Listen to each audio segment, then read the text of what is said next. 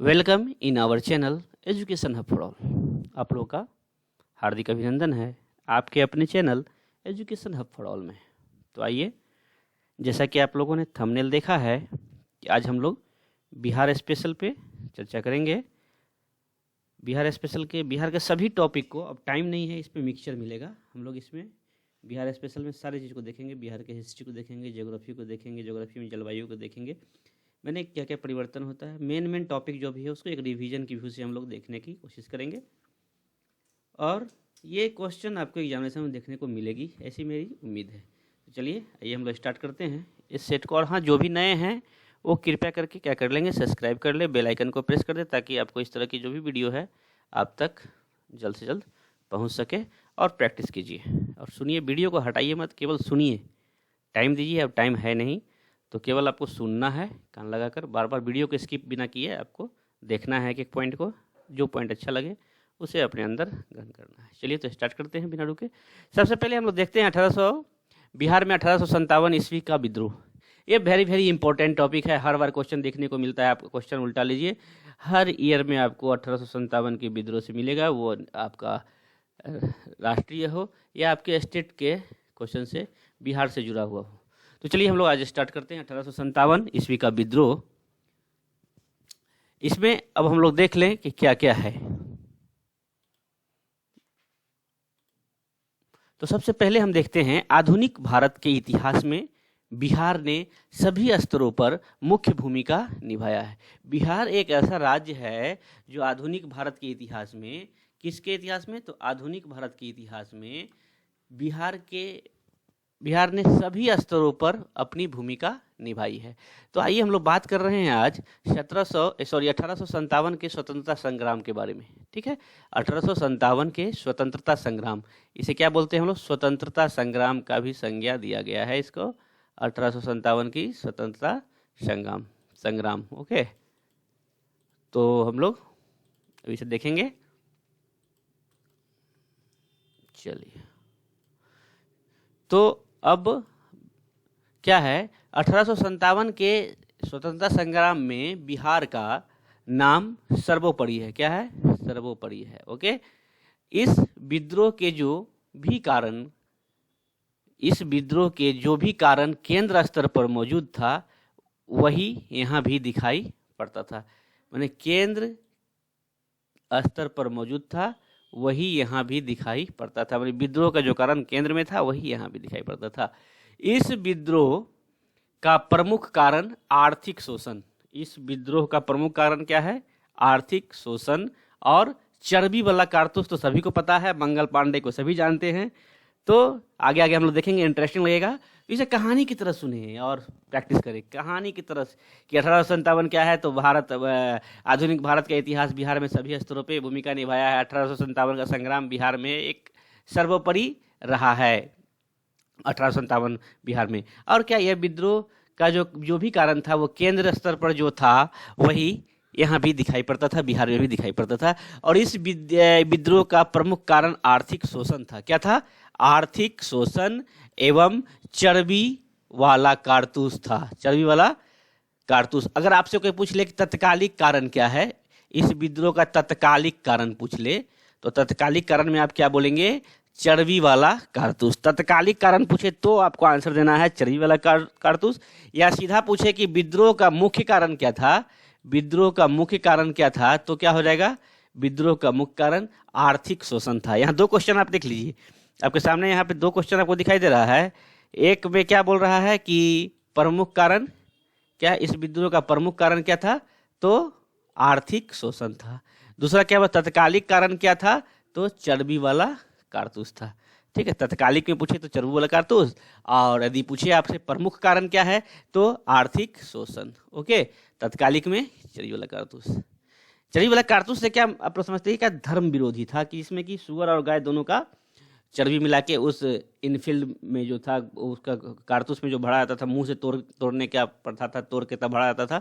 उसमें ऐसा माना जाता था, ऐसा बोला जाता था कि उसमें चर्बी और गाय, सुअर और गाय दोनों का चर्बी मिला हुआ है, इस कारण से इसे चर्बी वाला कारतूस बोला गया।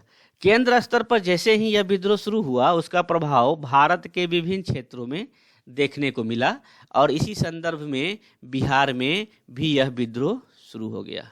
ठीक है, केंद्र स्तर पर जैसे ही यह विद्रोह क्या हुआ, प्रारंभ हुआ, शुरू हुआ, तो इसका प्रभाव भारत के विभिन्न क्षेत्रों में देखने को मिला। अब विभिन्न क्षेत्रों में देखने को मिला। इसी संदर्भ में कहाँ पे देखने को मिला, तो बिहार भी क्या है, भारत का ही अंग है, केंद्र का ही अंग है, तो क्या हो गया, ये बिहार में भी यह विद्रोह शुरू हो गया। बिहार में यह विद्रोह सर्वप्रथम रोहिणी से प्रारंभ हुआ था। याद रखिएगा, बिहार में यह विद्रोह सर्वप्रथम रोहिणी से प्रारंभ हुआ था। वेरी वेरी इंपॉर्टेंट, याद रखिएगा। बिहार में अगर यही पूछे आपको कि पूरे देश लेवल पे, तो कहाँ से हुआ था, मेरठ से हुआ था। कहाँ से हुआ था, मेरठ से हुआ था, जिसमें कि तात्या टोपे, नाना साहेब, बहुत सारे लोग थे। तो बिहार में यह विद्रोह जो सर्वप्रथम स्टार्ट हुआ, रोहिणी से प्रारंभ हुआ। वर्तमान में रोहिणी देवघर जिला झारखंड में अवस्थित है। और वर्तमान में जो ये रोहिणी है, देवघर जिला झारखंड में अवस्थित है। ओके, कोई दिक्कत। बिहार में यह विद्रोह कब हुआ, तो सर्वप्रथम रोहिणी से स्टार्ट हुआ और अभी यह वर्तमान में रोहिणी कहाँ है, तो देवघर जिला झारखंड में अवस्थित है। ओके, और क्या इसके प्रमुख कारण पूछेंगे तो आर्थिक शोषण, और तत्कालिक कारण पूछे तो चर्बी वाला कारतूस। चलिए आगे बढ़ते हैं।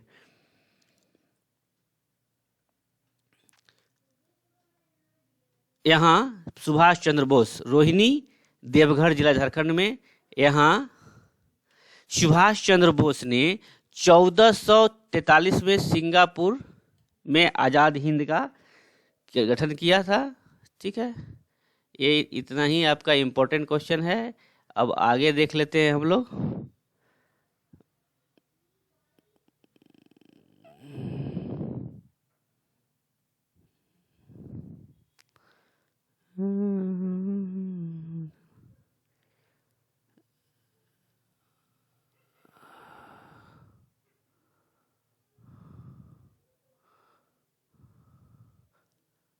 अच्छा, यहाँ यही है ना। तो आप देखिए क्या था, ये बिहार में 1857 का विद्रोह। आधुनिक भारत के इतिहास में बिहार में सभी स्तरों पर प्रमुख भूमिका निभाया। 1857 के संग्राम में बिहार का नाम सर्वोपरि है। 1857 संग्राम में क्या है, सर्वोपरि है। केंद्र मौजूद था। प्रमुख कारण क्या था, आर्थिक शोषण था, और इस विद्रोह का तत्कालिक कारण चर्बी वाला कारतूस था। यह आपने देख लिया। बिहार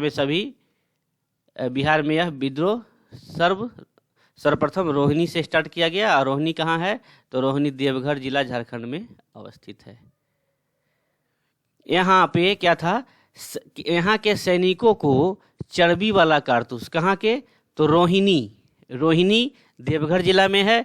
और यहाँ के सैनिकों को, सिपाहियों को क्या किया गया, तो चर्बी वाला कारतूस लेने से इनकार करते हुए, यहाँ के सैनिकों ने चर्बी वाला कारतूस लेने से इनकार करते हुए 12 जून 1857 को विद्रोह कर दिया। कब कर दिया, तो 12 जून 1857 को विद्रोह कर दिया। देखिएगा, 12 जून 1857 को विद्रोह कर दिया। कहाँ पे, तो रोहिणी देवघर जिला झारखंड अभी वर्तमान में है। और प्रारंभ में क्या था, रोहिणी तो तभी तो झारखंड बटा नहीं था, तो बिहार ही था। तो विद्रोह सर्वप्रथम रोहिणी से प्रारंभ हुआ, और ये रोहिणी वर्तमान में कहाँ है, देवघर जिला झारखंड में अवस्थित है। और यहाँ के सैनिकों ने क्या किया, चर्बी वाला कारतूस लेने से इनकार करते हुए 12 जून 1857 को विद्रोह कर दिया। 12 जून 1857 को विद्रोह कर दिया। सैनिकों ने प्रमुख सैन्य अधिकारी नॉर्मन लेस्सी और डॉक्टर ग्रांट की हत्या कर इस विद्रोह की शुरुआत की। याद रखिएगा क्या हुआ था, एक मिनट, क्या हुआ था, तो नॉर्मन लेस्ली, माने ये जो 12 जून 1857 को ये विद्रोह हुआ, 12 जून 1857 को रोहिणी में जो विद्रोह हुआ, जो अभी झारखंड में है वर्तमान में देवघर जिला में, तो यहाँ के सैनिकों ने क्या किया, यहाँ के जो सैन्य के अधिकारी थे, प्रमुख अधिकारी थे, नॉर्मन लेस्ली और डॉक्टर ग्रांट, सीधा आप बोल सकते हैं ग्रांट और लेस्ली की हत्या करके इस विद्रोह की शुरुआत की। ओके, याद रखिए दो नाम कि जो ये स्टार्ट हुआ था ये विद्रोह 12 जून 1857 को, तो उस समय सैनिक लोग क्या किया था, तो सैनिकों ने प्रमुख सैन्य अधिकारी जिसमें लेस्सी और ग्रांट दो थे, दोनों की हत्या करके विद्रोह स्टार्ट की, शुरू की, नींव डाली। आरोपी सैनिकों को 16 जून 1857 को फांसी दे दिया गया। ये जो आरोपी थे, जो भी सैनिक आरोपी थे, उनको क्या किया गया, तो 12 जून को इन्होंने विद्रोह का शुरुआत किया लेस्सी और ग्रांट को मारकर, और 16 जून 1857 में फांसी भी दे दिया गया। लेकिन इस विद्रोह को अब दबाना अंग्रेजी सरकार के लिए कठिन हो गया। पटना के अफीम एजेंट, पटना का एक अफीम का एजेंट था, अफीम मीन सोरा का एजेंट, आर लॉयल के अत्याचारों से लोग तंग आ चुके थे।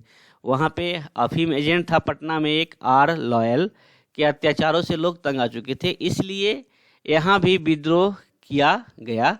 पटना सिटी के गुरहट्टा मोहल्ला के एक पुस्तक विक्रेता के नेतृत्व प्रदान किया गया। ठीक है, तो अब आइए 3 जुलाई 1857, जून तो खत्म हो गया, 12 जून से स्टार्ट किया, 16 जून को फांसी मिल गया। उसके बाद अब आगे बढ़ी बात, तो पटना में भी लोग लॉयल जो था अफीम का एजेंट या सोरा का एजेंट बोल सकते हैं, उसके अत्याचार से तंग हो गए थे। तो इसका नेतृत्व यहाँ पे गुरहट्टा मोहल्ला में पुस्तक विक्रेता के नेतृत्व में किया गया। 3 जुलाई 1857 को पटना में विद्रोह शुरू हुआ।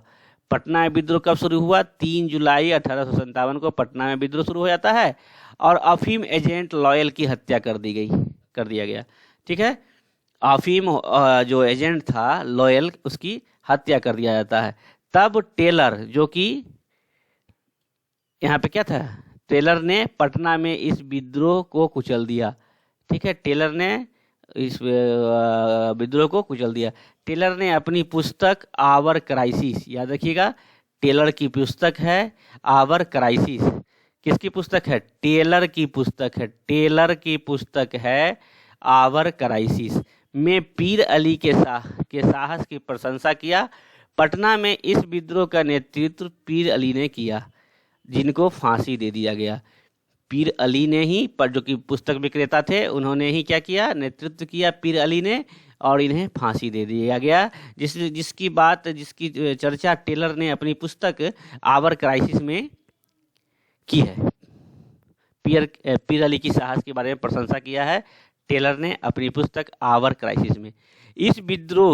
यह विद्रोह पटना से होते हुए मुजफ्फरपुर पहुंच गया। कहाँ पहुंच गया, तो मुजफ्फरपुर पहुंच गया। और 25 जुलाई 1857, यानी कि 6 जुलाई से 3 जुलाई, यहाँ पे देख लीजिए 3 जुलाई को हुआ, और यहाँ पे 16 जून को फांसी दे दिया गया उनको, और 3 जुलाई को यहाँ देखिए स्टार्ट हुआ पटना में। तो 25 जुलाई को ये कहाँ चला गया, पटना से मुजफ्फरपुर चला गया। 25 जुलाई 1857 को मुजफ्फरपुर के कैदियों ने लोटा विद्रोह किया था। क्या किया था, लोटा विद्रोह। चूंकि वहाँ क्या किया था कि तांबे या पीतल का लोटा हटा के मिट्टी के बर्तन में लोटा में पानी देना चालू कर दिया था। इसके विद्रोह में वहाँ के कैदियों ने क्या किया था, तो लोटा विद्रोह किया था। कब किया था लोटा विद्रोह, मुजफ्फरपुर में हुआ था लोटा विद्रोह, और याद रखिएगा। और कब किया था, तो 25 जुलाई 1857 को मुजफ्फरपुर के कैदियों ने लोटा विद्रोह के माध्यम से इस विद्रोह के महत्वपूर्ण साथ दिया। मतलब 1857 के विद्रोह को इसका भी तो हवा वहाँ पहुँचा, और साथ में ये लोग लोटा विद्रोह के माध्यम से इस विद्रोह में महत्वपूर्ण साथ दिए। मतलब इनको एक मौका मिला कि 1857 के समय में ही, यानी 25 जुलाई 1857 के समय में ही इनको मौका मिल गया कि लोटा में उनको पानी देना बंद कर दिया, मिट्टी के बर्तन में पानी देने लगा, मिट्टी के लोटा में पानी देने लगा। तो इन लोगों के पास भी एक मुद्दा मिल गया कि चलो भाई, इसी मुद्दे के साथ साथ 1857 का जो मुद्दा था, जो संग्राम था, उसमें ये लोग कूद पड़े, और ये क्या हुआ, उनके लिए महत्वपूर्ण साथ दिया। यह विद्रोह दानापुर के सैनिकों ने सबसे व्यापक पैमाने पे किए थे। सबसे अधिक जो लोटा विद्रोह है वो दानापुर के सैनिकों ने व्यापक पैमाने पर किए थे। जोधारा सिंह ने दानापुर में इस विद्रोह का नेतृत्व किया था। देखिएगा, जोधारा सिंह ने दानापुर में इस विद्रोह का नेतृत्व किया था। दानापुर के सैनिक विद्रोह करते हुए भोजपुर जिला के, अब दानापुर से क्या हुआ, ये लोग विद्रोह करते हुए कहाँ निकल गए, भोजपुर जिला आरा में जगदीशपुर पहुंच गए। कहाँ पहुंच गए, जगदीशपुर पहुंच गए। किसके पास, तो वीर कुंवर सिंह कहिए, अमर सिंह कहिए, हरि सिंह, वहाँ पहुंच गए। और जगदीशपुर के बाबू कुंवर सिंह को अपना नेता चुन लिया। ठीक है, अब देख लीजिए 25 जुलाई तक की बात इधर ही है। 25 जुलाई 1857 मुजफ्फरपुर हो गया, दानापुर हो गया, लोटा विद्रोह हो गया, लोग साथ दिए। ये लोग फिर भाग के चले आए कहाँ, तो आरा में जगदीशपुर पहुंचे। जगदीशपुर में बाबू कुंवर सिंह को अपना नेता चुन लिया। ठीक है, तो 30 जुलाई को सरकार ने तिरहुत, पटना, सारण, चंपारण में सैनिक शासन लागू कर दिया। माने उस समय 30 जुलाई को क्या किया, सैनिक शासन लगा दिया तिरहुत, पटना, सारण और चंपारण में। ठीक है, 30 जुलाई को लगा दिया। क्या लगा दिया, तो सैनिक शासन लगा दिया। बाबू कुंवर सिंह इस विद्रोह में जगदीशपुर और बिहार का नेतृत्व किया है। वीर कुंवर सिंह जो हैं जगदीशपुर और बिहार का नेतृत्व किए हैं। जगदीशपुर 15 जुलाई 1857 से लेके 20 जनवरी 1858 तक विद्रोह का केंद्र रहा। विद्रोह का केंद्र रहा। कब से कब, जगदीशपुर जो है 15 जुलाई 1857 से 15 जुलाई 1857 से 20 जनवरी 1858 तक केंद्र रहा। बाबू कुंवर सिंह ने जगदीशपुर में बंदूक और तोप बनाने की फैक्ट्री स्थापित किया था। वीर कुंवर सिंह ने जो है क्या किए थे, बंदूक और तोप बनाने का फैक्ट्री स्थापित किए थे। ओके, इन्होंने सर्वप्रथम आरा पर कब्जा किया था। ये बाबू कुंवर सिंह जो थे सबसे पहले आरा पे कब्जा किया। यह महत्वपूर्ण विद्रोहियों में सबसे महत्वपूर्ण व्यक्ति थे। महत्वपूर्ण विद्रोहियों में सबसे महत्वपूर्ण व्यक्ति थे। दानापुर के सैनिकों के सहयोग से इन्होंने केवल जगदीशपुर ही नहीं बल्कि आरा पर भी अपना अधिकार कर लिया। तब अंग्रेजी सरकार ने इनके विद्रोह को कुचलने के लिए विसेंट आयर और विलियम टेलर को भेजा। परिणाम स्वरूप बीबीगंज का युद्ध हुआ, जिसमें किसको भेजा रखिएगा, विसेंट आयर और विलियम टेलर को भेजा। जिसके फलस्वरूप विसेंट आयर और विलियम टेलर को भेजा, जिसके फलस्वरूप क्या हुआ, बीबीगंज का युद्ध हुआ, जिसमें बाबू कुंवर सिंह को पराजित होना पड़ा और जगदीशपुर के साथ साथ आरा से पलायन करना पड़ा। ठीक है, ये इस युद्ध में क्या हुआ, बीबीगंज का जो युद्ध हुआ उसमें कुंवर सिंह को पराजित होना पड़ा। ठीक है, बीबीगंज में जो युद्ध हुआ जिसमें कि विसेंट आयर और विलियम टेलर लोग आके जो कि ये युद्ध बीबीगंज का, उसमें क्या हुआ, बाबू कुंवर सिंह को पराजित होना पड़ा और जगदीशपुर के साथ साथ आरा से भी पलायन करना पड़ा। बाबू कुंवर सिंह के पलायन करने के बाद उनके भाई थे अमर सिंह ने अपने सरकार की स्थापना कर दी। माने अमर सिंह ने ही, जब वो पलायन कर गए बाबू कुंवर सिंह, तो उनके भाई अमर सिंह ने अपने सरकार की स्थापना कर दी।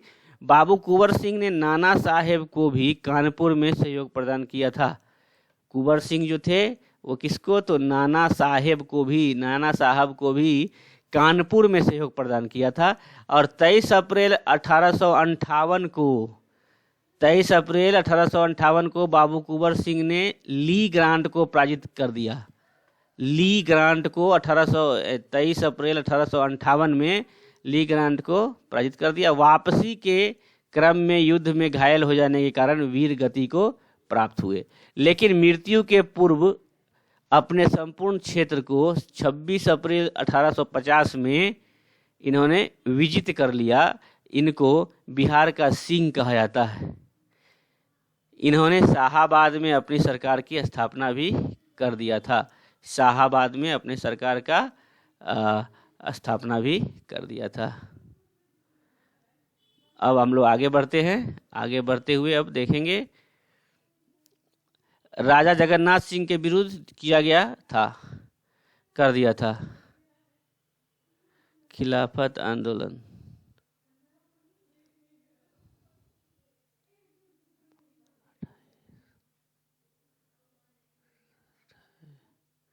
कर दिया था 28-29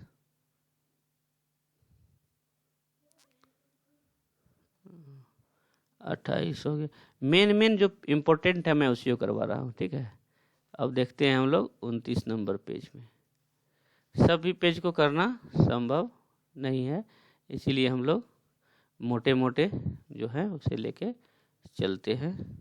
1857 चूँकि इम्पोर्टेंट था इसलिए इसको मैंने करवा दिया। अब देखिए, अब बिहार में असहयोग आंदोलन क्या है? असहयोग आंदोलन। गांधी युग के अंतर्गत 1920 में अखिल भारतीय स्तर पर असहयोग आंदोलन चलाया गया था, जिसमें बिहार में ने भी महत्वपूर्ण भूमिका निभाया था। इसका वर्णन निम्न रूपों में हम लोग कर सकते हैं। 1920 में अखिल भारतीय स्तर पर असहयोग आंदोलन चलाया गया था। 1920 में असहयोग आंदोलन का कारण क्या था? असहयोग आंदोलन का कारण था प्रथम विश्व युद्ध। नंबर 1, असहयोग आंदोलन के कारण को जानिए। प्रथम विश्व युद्ध नंबर 1, और रॉलेट एक्ट 1919। ओके, प्रथम विश्व युद्ध एक था और रॉलेट एक्ट 1919 में आया था, तो रॉलेट एक्ट 1919। और जालियांवाला बाग हत्याकांड 1919 और खिलाफत आंदोलन 1919। प्रारंभ एवं विकास 1 अगस्त 1920 से ये प्रारंभ हुआ।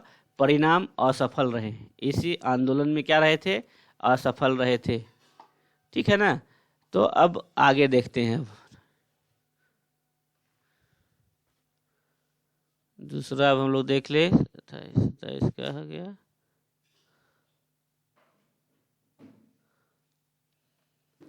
अब हम लोग देखते हैं चट्टान को देखते हैं।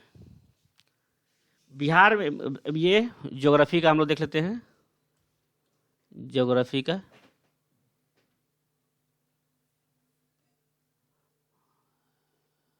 ओके, हम लोग ज्योग्राफी को देख ले थोड़ा। बिहार में प्री कैम्ब्रियन, क्या? प्री कैम्ब्रियन कल्प से लेकर चतुर्थ कल्प तक की चट्टान पाई जाती है। माने बिहार में जो है प्री कैम्ब्रियन कल्प से लेकर चतुर्थ कल्प तक की चट्टानें पाई जाती है। बिहार में भूगर्भीय संरचना के आधार पर 4 प्रकार की चट्टानें पाई जाती है। धारवार, विंध्यन, टर्शियरी, क्वार्टरनरी चट्टानें। ओके, तो क्या क्या है? धारवार, धवटक, धारवार, ध से धारवार, व से विंध्यन, ट से टर्शियरी, क से क्वार्टरनरी। क्या है? धवटक, धवटक है ना?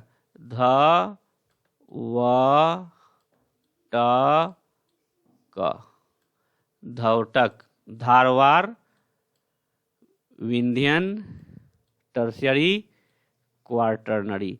धवटक है, क्या है? धवटक आप याद रख सकते हैं। धवटक, धारवार, विंध्यन, टर्शियरी और क्वार्टरनरी में टर्शियरी के बाद क्वार्टरनरी है। ओके, तो ये इतने प्रकार की चट्टानें पाई जाती है। तो धारवाड़ चट्टान क्या है, इसे देख ले थोड़ा। इसका मुख्य क्षेत्र जो धारवाड़ चट्टान का है वो मुंगेर, बोधगया, जमुई, नवादा, राजगीर, बिहार शरीफ। यह प्री कैम्ब्रियन काल की है। कब की है?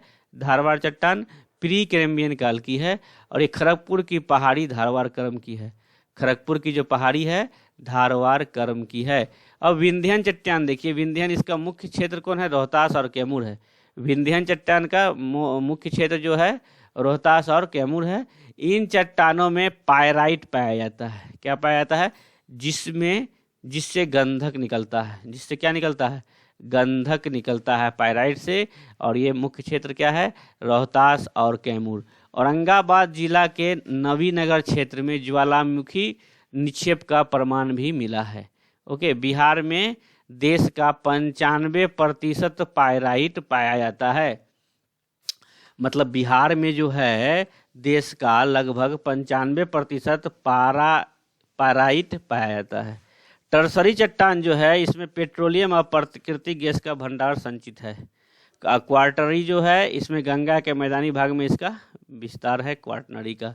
बिहार की औसत ऊंचाई समुद्र तल के से लगभग 173 फीट यानी कि 53 मीटर है।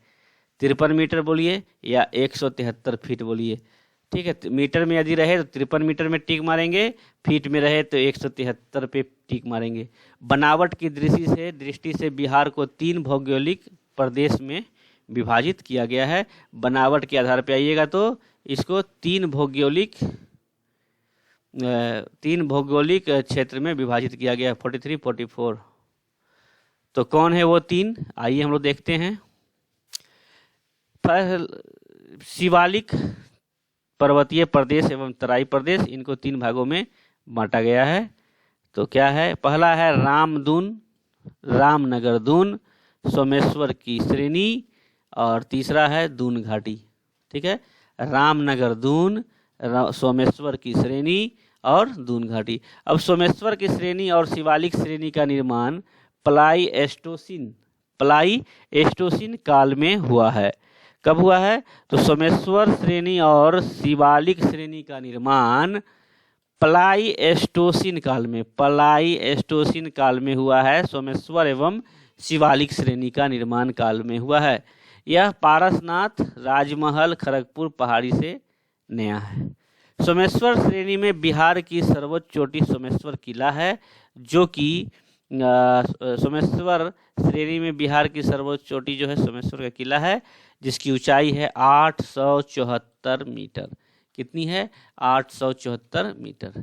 गंगा का मैदान, ये अब देखते हैं गंगा का मैदान, इसको भी बांटा गया है 2 भागों में बांटा जा सकता है। जैसे कि आप देखिए कि यहाँ पे बांटे हैं, शिवालिक पहाड़ियों को बांटा गया है 3 भागों में, रामदून, सोमेश्वर और दून घाटी, जिसमें इम्पोर्टेंट सोमेश्वर ही है।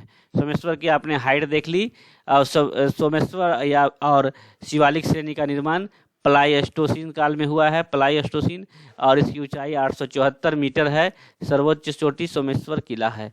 गंगा मैदान को 2 भागों में बांटा जा सकता है, उत्तरी गंगा मैदान और दक्षिणी गंगा मैदान। तो अब आइए उत्तरी गंगा मैदान के बारे में देख लें। यह नवीनतम है। क्या है? उत्तरी गंगा का मैदान जो है नया है। इस क्षेत्र में बांगर, खादर और चौर का निर्माण हुआ है। आपसे कोई पूछे कि बांगर, खादर और चौर का निर्माण कहाँ हुआ है, तो आप बताएंगे उत्तरी गंगा मैदान। सॉरी। तो उत्तरी गंगा का जो मैदान है, यह नवीनतम मैदान है। उत्तरी गंगा का मैदान कैसा मैदान है? नवीनतम मैदान है। और इस क्षेत्र में बांगर, खादर और चौर का निर्माण हुआ है। बांगर, खादर और चौर का निर्माण उत्तरी गंगा का मैदान। भाबर क्षेत्र का विकास पश्चिम चंपारण, पूर्वी चंपारण क्षेत्र में हुआ है। बांगर मतलब पुराना जलोढ़, निपेश को बांगर बोला जाता है। ओके। और खादर को क्या बोला जाता है? नवीन। माने बांगर मीन्स पुराना जलोढ़ मिट्टी को कहा जाता है, और खादर मीन्स नवीन जलोढ़ निपेक्ष को कहा जाता है।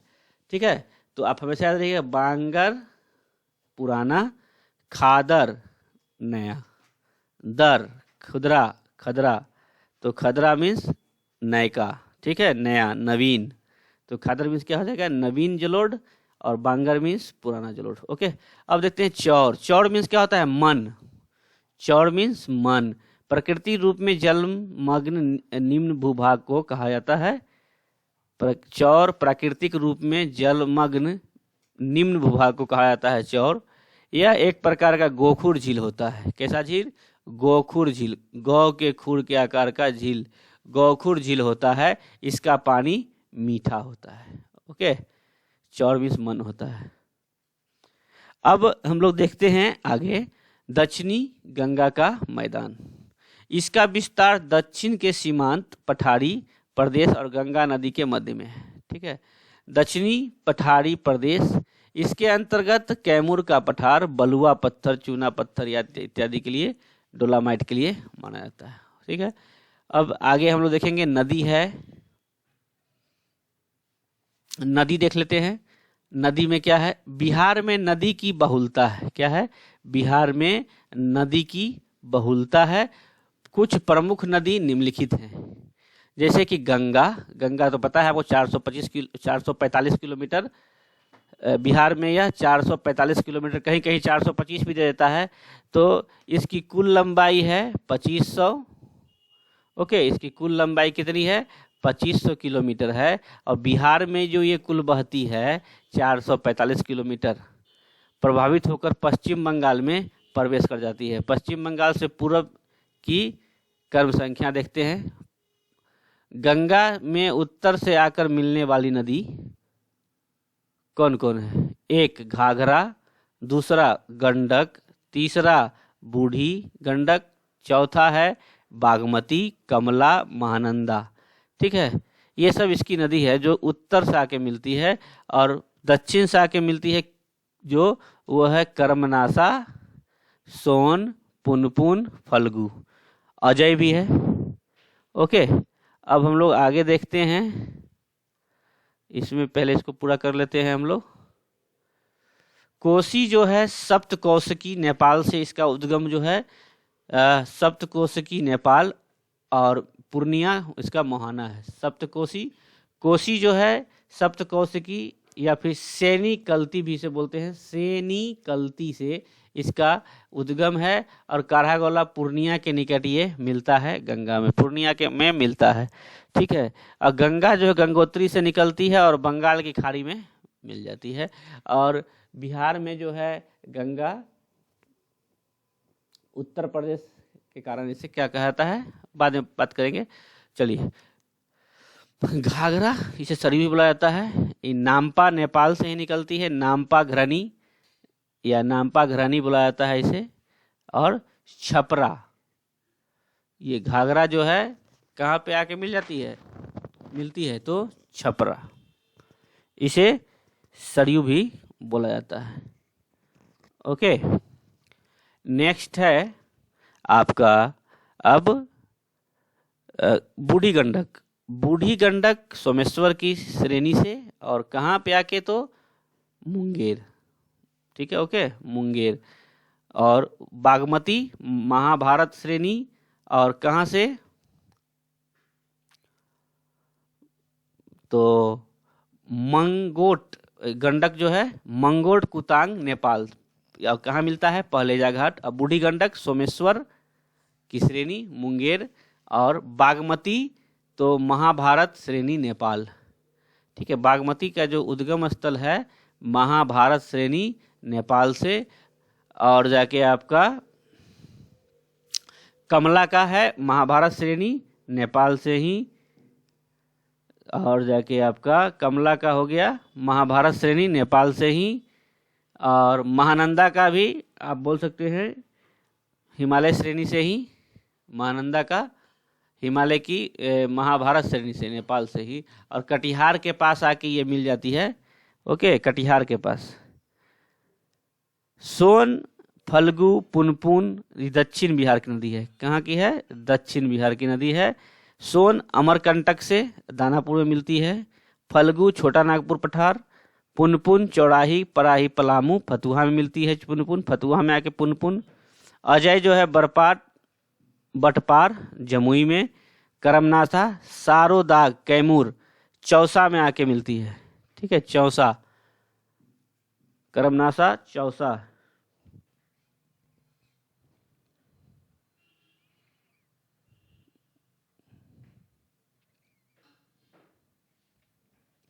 और क्यूल जो है हजारीबाग के पठार। गंडक नदी को ऋग्वेद में सदा नीरा भी कहा गया है। गंडक को क्या बोला गया है ऋग्वेद में, सदा नीरा कहा गया है। इसको शालिग्रामी, काली गंडक या सप्त गंडकी या नारायणी भी कहते हैं। याद रखिएगा, ऋग्वेद में इसे बोला गया है सदा नीरा।